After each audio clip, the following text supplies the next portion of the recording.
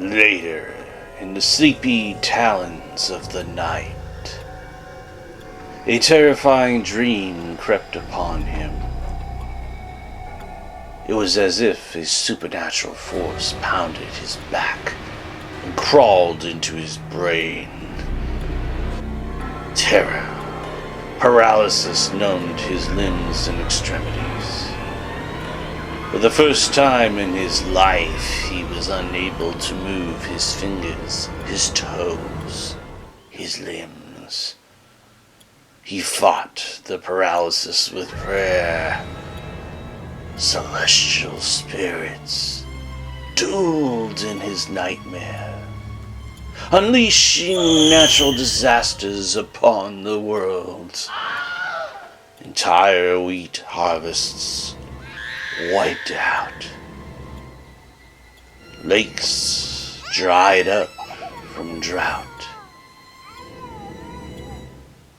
Cornfields replaced by smoke. Oceans with clear blue sky reflections turned red, smoky, full of death, without the glimmer of the fish scale. The sounds filled his ears and panic unraveled the world, nation. Starvation tormented faces, fingers, toes, of flesh and leaving bone. He imagined himself strapped in captivity and sentenced to the ray gun. His flesh merged with metal. He felt his demise nearing. Something he did to unleash all of the chaos of screams,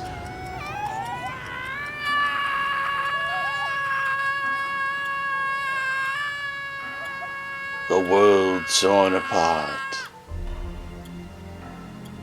of death, of children without graves, of vultures overweight. He saw the world from the past, the needles in the temples, the chips in the skin.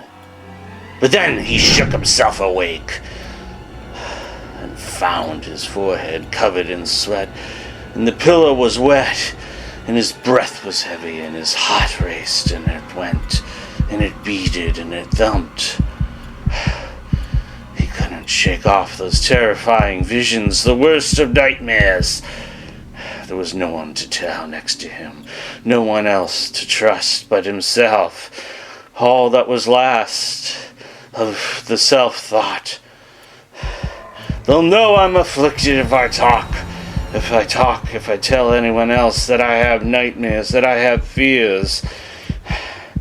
They'll know I'm afflicted with self-thought if I tell anyone.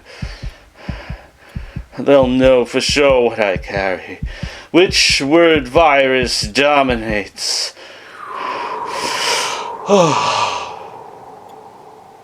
He had to inhale deeply and hold his breath for several seconds. He feared his visions returning if he opened his eyes, so he kept them pinched together. He felt that heart thumping against his ribs. I must calm down. I must relax from the visions, the nightmares, the dreams of the past gone wrong and leaving me alone in fear of losing my self-thoughts to becoming collective thoughts. The dreams, the nightmares, they're never real, they never were, no. He inhaled again deeply and held his breath longer.